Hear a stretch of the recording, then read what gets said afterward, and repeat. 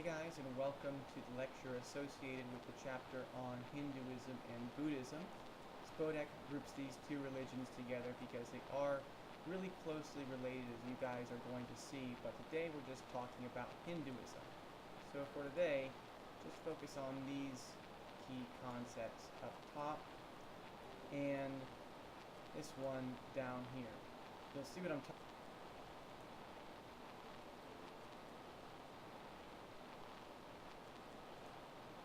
And here's your key vocab. These are the four that pertain to Hinduism, and these two go with Buddhism. This one kind of goes with both, as we'll see.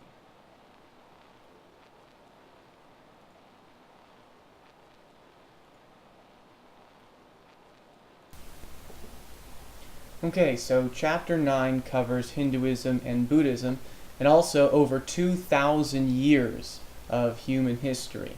Well, we're just going to talk about Hinduism today. We'll return to this slide, though, when we talk about Buddhism and why Siddhartha Gautama, or the Buddha, looks so strangely skinny here.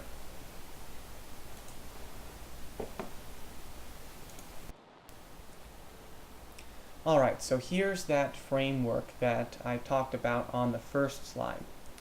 This is also on the beginning of chapter 9, but what you see here on this page is a simplified version.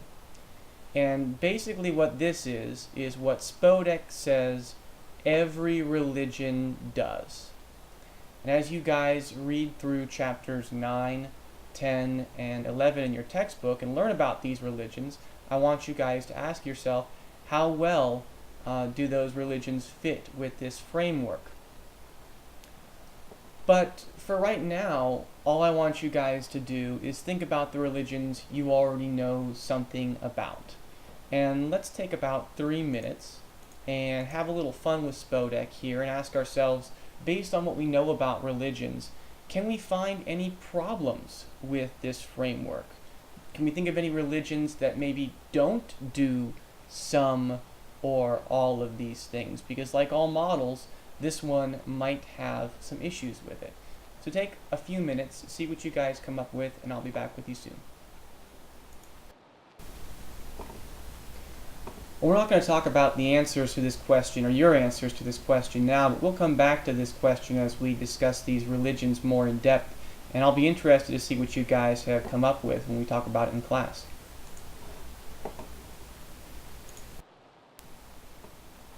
But back to Hinduism.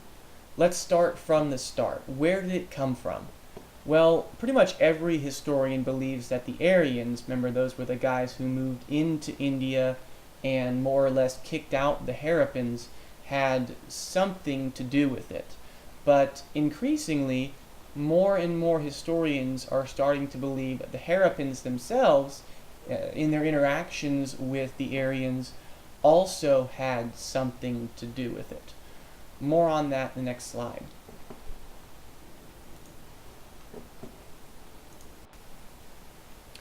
Okay, so what's the connection between Aryan-Harappan interaction and the development of a new belief system, a new religion? Well, we can tell through genetic testing that Harappan DNA is significantly different from Aryan DNA, which leads many historians to believe that the outward appearance or racial appearance of Harappans was also significantly different from the outward racial appearance of the Aryans who moved into Harappan territory.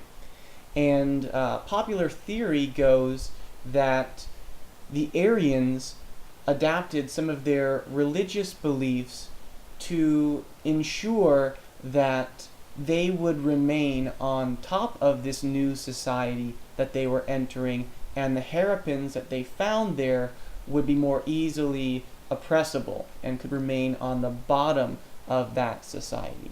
Here's some evidence that we have to prove this theory or support this theory. The word Aryan means noble in the Aryan language. Go figure. The Aryans had a word for class that they called Varna. Originally, this word meant skin color. So there's a connection here between skin color and the class of somebody in a society. And Aryans also called their slaves, the lower class people, dasas. And the word dasa originally meant dark-skinned. So I hope you guys are seeing maybe some connections to some other things in history you might already know about, some other events in history you might already know about. If you're not, trust me when I say that if the Aryans really did form a religion based on social class that related to race, it's not the last time that we're going to see religion justify one race's domination of another throughout history.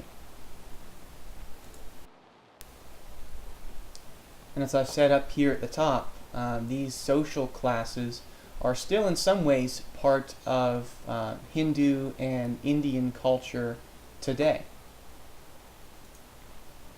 Let's take a look at those social classes or social structure that is called the caste system. You're going to want to know that term, that it relates to the religious support for a social structure in Hinduism.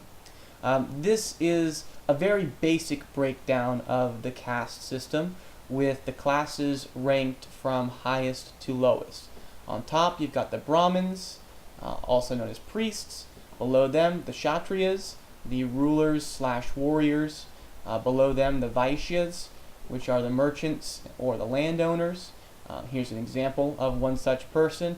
And then at the bottom, you have the Shudras, or the general laborers and servants.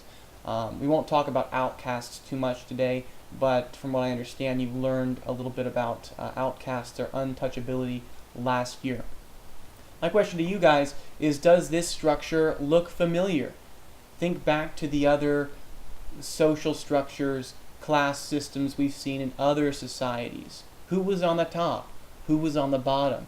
Can you make any connections? And when we're talking about a religion that affects a social structure, what interaction of world history themes is taking place here? There's one theme influencing another pretty clearly. Well, religion, that's going to be theme 2, and social structures is theme 5. Hope you guys can see that.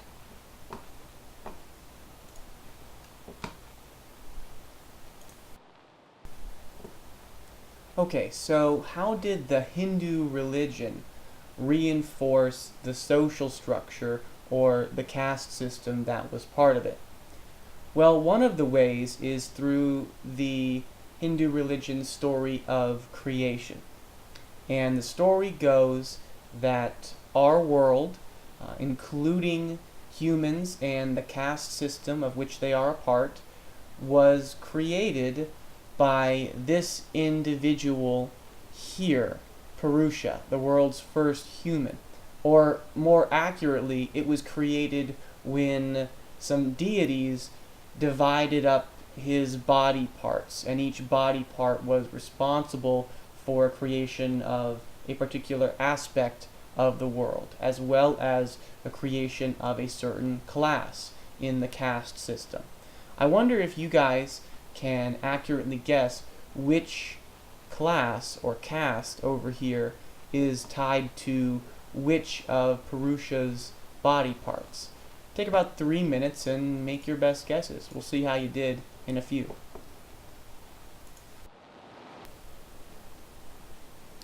Alright, well, I hope you didn't just blindly guess. I hope that there was some thought process or some reasoning behind those guesses. But I'll go ahead and rearrange these and you guys can see how you did.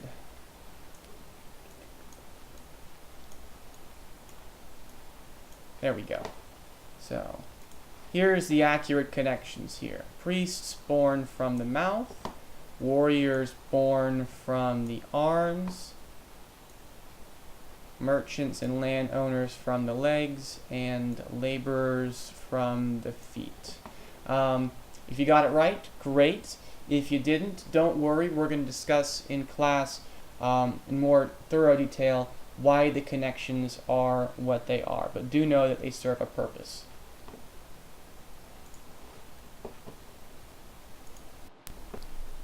Okay, let's deal briefly with the puzzle of Hinduism's expansion. Most people, as you guys know, in the societies we've studied so far, are on the bottom of the social structure. And the same is true for India. So why would a seemingly unpopular religious belief that supports a seemingly unpopular class system like the caste system ever expand? Most people in India are lower class. Why are they going to accept a religious belief that chooses to keep them there? Take a few minutes and make your best guess. I'll be back with you shortly.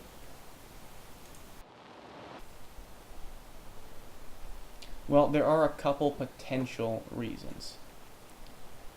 One, maybe they didn't want it, but it was enforced upon them through expanding empires. Okay?